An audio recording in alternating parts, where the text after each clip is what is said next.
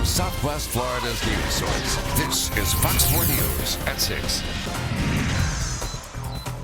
We begin tonight with breaking news out of Fort Myers, where police are investigating a homicide. Police on scene as we speak. This happening on the 3200 block of South Street. That is also where we find our 4 Corners' Dave Culbreth, who is standing by live with the very latest on this investigation. Dave, what can you tell us? Well, Emily, about 3:45 this afternoon in broad daylight, a young man was murdered on this street, right in the middle of the street behind me. It's called South Street. And according to witnesses, it's this man, 22-year-old Aaron Addison. His nickname is Ace Hood. And right prior to that, maybe 5-10 minutes before this all happened, he had posted this picture on Facebook.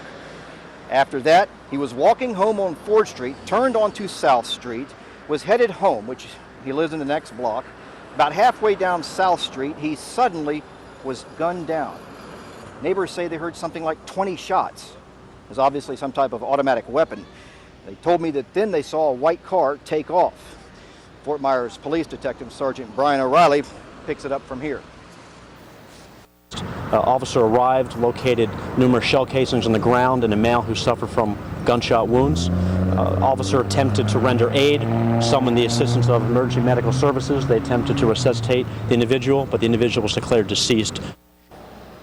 Sergeant O'Reilly also said that they do have a lead on the white car, and they're checking into that now. It's a late 1990s type of car, and it is all white.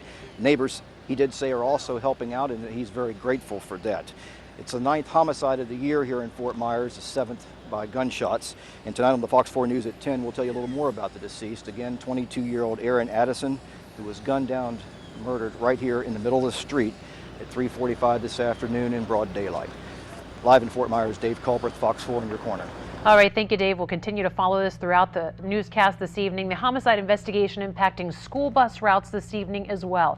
South Street is closed between Ford and Henderson, so any students that were supposed to be dropped off there will be held at Dunbar Middle School. We're told this affects about 50 students in 7 different schools. Parents can pick up their kids at the middle school, or they'll be dropped off once the area is clear. Again, we're going to continue to follow this throughout the evening, and you can also check the very latest on fox4now.com throughout this evening. Another twist of events tonight at the Oasis Charter School in Cape Coral. Last month, the teacher's husband was arrested for bringing guns onto campus. Now that teacher is under investigation. 4 Corners' Sarah Belsel has the details and joins us live with more on what the superintendent has to say. I'm outside Oasis Charter School, where this parking lot just here about a month ago, Kenneth Pearson was arrested for bringing 2 guns onto the school's campus, while now his estranged wife and a middle school teacher here, Shay Pearson, is under investigation for allegedly allowing a convicted felon to volunteer here. I don't want to say it's anger this time as much as shock. Shocked at this letter, teacher Shay Pearson sent the Lee County Clerk of Courts saying her friend, Justin Merritz, volunteered at Oasis Charter School. The problem? Merritz has a lengthy criminal record, from battery to grand theft. I spoke on the phone with the school superintendent, Dr. Angela Pruitt. She tells me the city is investigating whether or not Merritz did volunteer or if Pearson just signed off on the hours. Would she have the authority to sign off on something like that? You know, that's a unique situation, but I would say to you that anytime there is going to be something that involves having a volunteer do anything associated with the school, there would need to be a volunteer form that would need to be completed, and it would need to go through the proper background checks. So that did not happen in this case? The investigation will have to confirm for me whether that occurred or not. The letter says Merritz volunteered on August 1st and 2nd, a week before school started. Does that make a difference? If a policy was violated, then it doesn't, the piece of whether children, were there or not is not what the issue is. Parent Phyllis Bishop agrees. Whether they're there or not there doesn't matter. And says no matter what happened, Shay Pearson should be held responsible. She should have never faked the paperwork or let him be on the campus, whichever the case may be. Now, Pruitt tells me that Shay Pearson has been placed on a paid administrative leave during this investigation. She says that she expects that investigation to be finished by early next week, and then she'll make her decision about what's next. Live in Cape Coral, Sarah Belsel, Fox 4 in your corner. Thank you, Sarah. Now we want to know what you think. Do you think the school district is handling the situation properly? Let us know when you call us at 206-FOX-4 or send us an email to news@fox4now.com. Very dry afternoon right now in Southwest Florida. You're looking live at Storm Patrol Viper using the power of 4, showing us that things are very dry. And we're going to stay dry for the remainder of the evening. Oh, we may have a couple more showers pop up, but it looks like the quiet weather is going to continue in the short term. Here it is, using the power of 4. Storm Patrol Viper showing us that there are a couple of showers mainly east of I-75.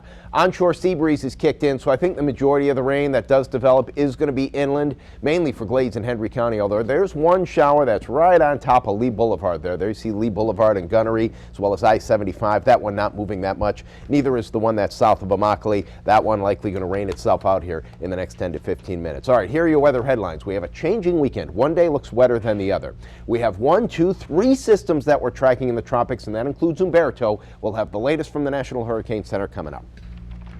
Anytime you see weather happening, please grab your phone, snap a quick picture or video, and send it our way so we can share it on air. Send it to Storm Patrol at fox4now.com. Recent rains causing quite a scare for students in Fort Myers this morning as a school bus goes crashing into a ditch on a partially flooded road. 4 News Corner's Kelly Stegeman has the details tonight. Kelly? Emily, as this video will show you, the ditch could have sent the bus on a roll. Thankfully it didn't, and everyone on board got out okay.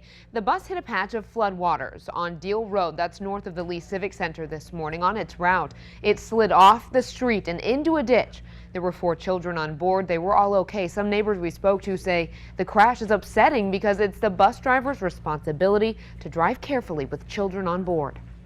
It really pisses me off, because my kids are on the bus, and you don't know how they're driving when your children are on the bus, and apparently this shows you exactly how they drive. It's, luckily there wasn't a lot of kids on it, but it could have been a lot worse.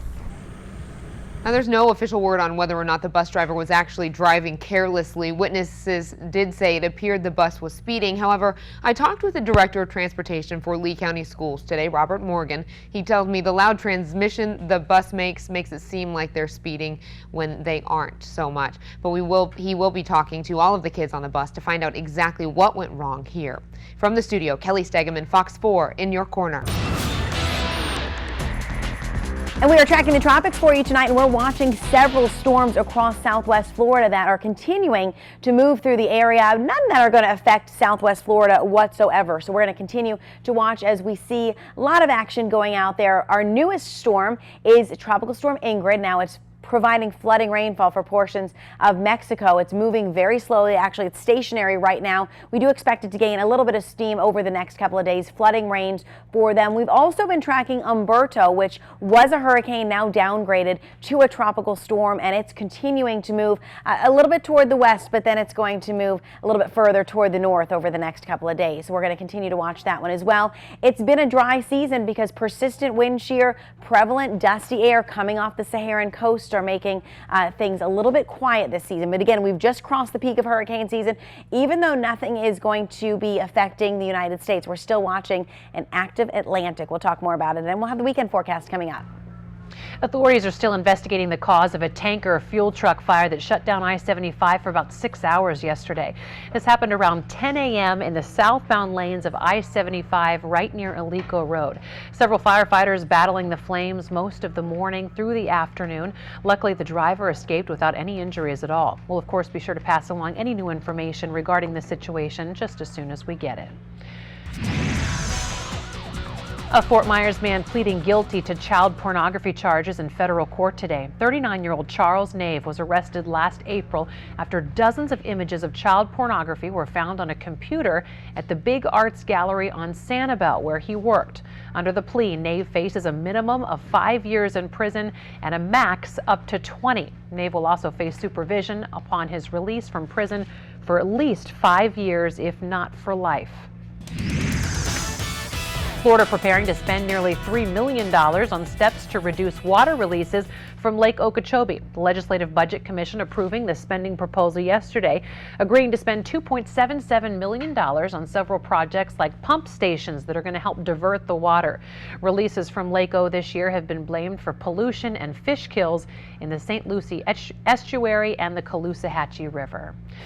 Southwest Airlines Flight 507 making an emergency landing at Southwest Florida International Airport around noon today. No one was injured, thankfully. The Lee County Port Authority says 121 passengers and 5 crew members were on board at the time. They believe the plane may have been struck by a bird, but further investigation is needed. Another aircraft flew the passengers to their final destinations. The plane was on its way to St. Louis when it had to return due to engine problems.